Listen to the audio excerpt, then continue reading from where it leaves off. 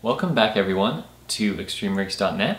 Today we are going to be taking a look at the Rampage 5 Extreme motherboard from Asus ROG. We are very excited to have this in-house, of course primarily for the 5820K, the 5930K and the 5960X CPUs. So the Rampage 5 Extreme of course is the highest end board that ROG do. It supports extreme overclocking. It's made for benching under liquid nitrogen. It's made for even overclocking on air and water too. But it's really got the guts that you need to do absolutely anything.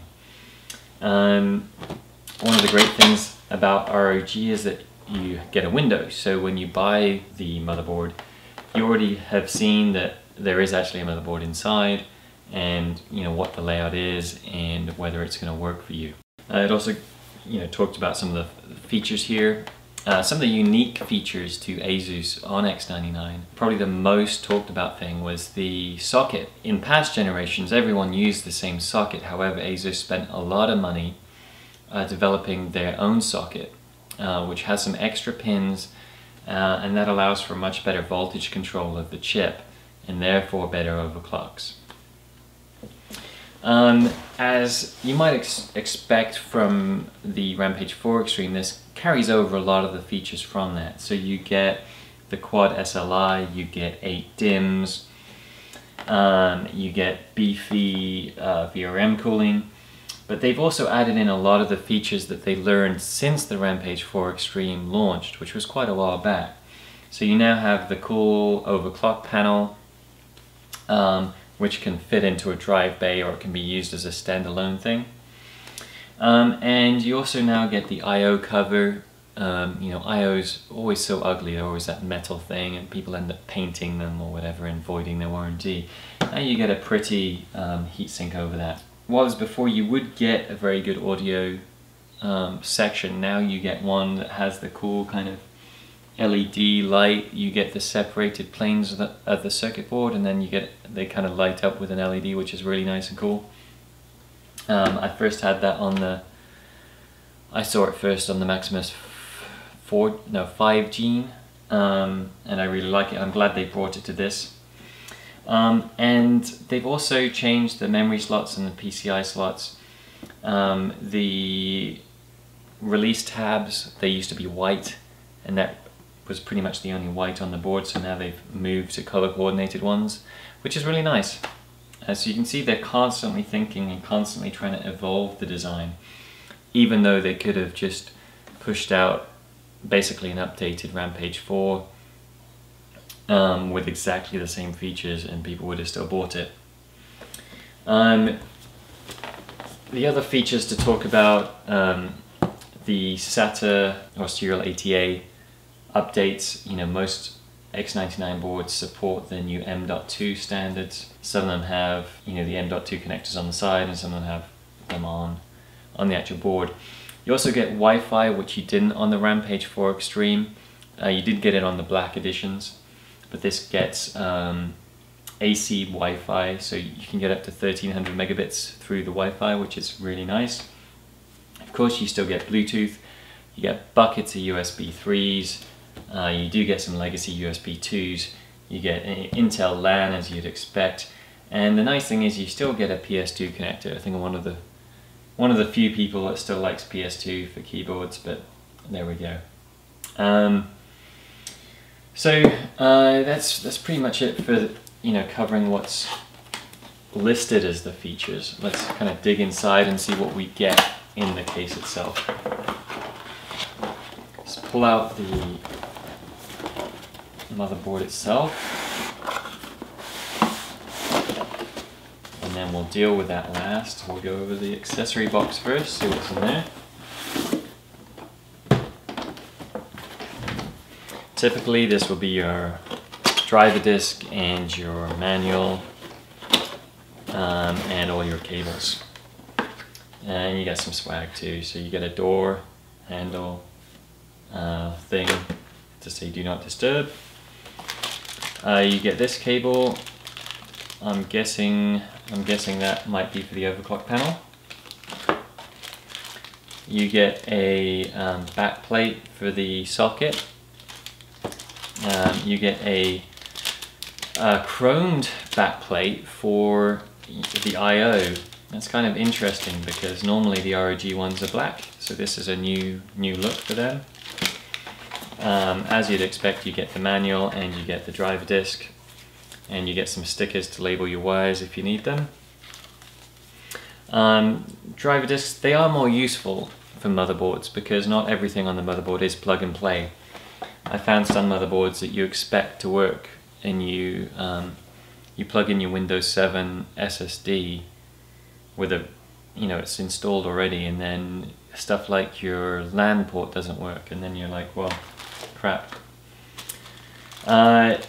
You get some thermal probes, which is always nice. I love motherboards where you can attach thermal probes. This is the Wi-Fi aerial. It looks to be the same one as the some of the other boards, such as the black. It's a call it a 3x3. It has 3 antennas in there and 3 connections to the motherboard. You get a bunch of serial ATA connectors. I presume some of these will be M.2. I'm not going to waste time looking at those. And then you get some headers here, as usual, to point out which are the headers on the motherboard of the power and reset switches, your audio, LEDs, and buzzers, stuff like that. So that's those. They are black now, which is nice. They used to be white. I can't remember if they've always been white, but I know at some point they were, and these aren't, so that's good. You also get the drive bay adapter. So this allows you to mount the overclock panel thing into a 5¼ inch bay. And then what do we have here? You've got a 4-way SLI adapter, a 3-way SLI adapter, all Asus branded, of course. I always get confused. I think this is Crossfire. Yeah, actually, no, that one was SLI, I lied. This is the Crossfire one. So you get all of those too, which is nice because they're also black. A lot of Crossfire cables and so on are brown when you get them with a reference card. So it's nice that they do the black one so it matches a bit better.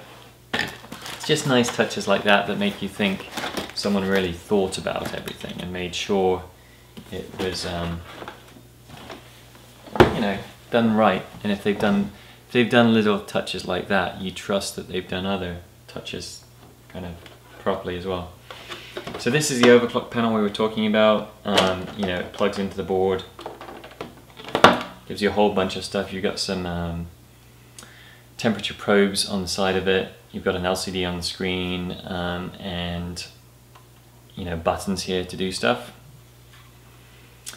And then all of the connectors and a SATA power on the bottom there. I know some people were complaining about this and how you don't want the power on the bottom.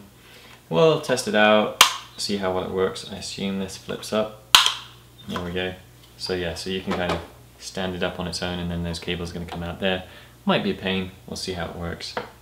And this top should rotate as it does, yeah. So if you mount it in that bay adapter, you see this screen's going to be on the front. So you don't get all these buttons, but you do have some buttons on the front. So that's the overclock panel. And then onto the motherboard itself. So going over some of the features, we already talked about the memory slots and the PCI adapters, PCI slots. You do have the 4 main ones for quad SLI. You do have this 5th one in the middle. You can enable those as you did on the Rampage 4 Extreme. You have PCI slot enable buttons up here, so if you want to turn off, if you've got a card that isn't quite acting right, rather than unplugging the card, you can just turn it off at the switch there. So that's a really nice debug function. You have the South Bridge heatsink here. Note that it's not connected to the other heat sinks, which means if you're putting water blocks on, that makes it a lot easier to remove these to put on the water blocks. This is the VRM heat sink. This one is heat pipe connected to the IO shield. So the IO shield is a functional heat sink, and that means if you do replace this with a water block, that you may have to remove this, or kind of remove the heat pipe from it at least. You have your 24 pin over here, of course, as you'd expect. At the top you have your CPU power, you have the 8 pin, and you have a 4 pin. Sound section is down here. You have a Molex connector at the bottom here, which is rotated.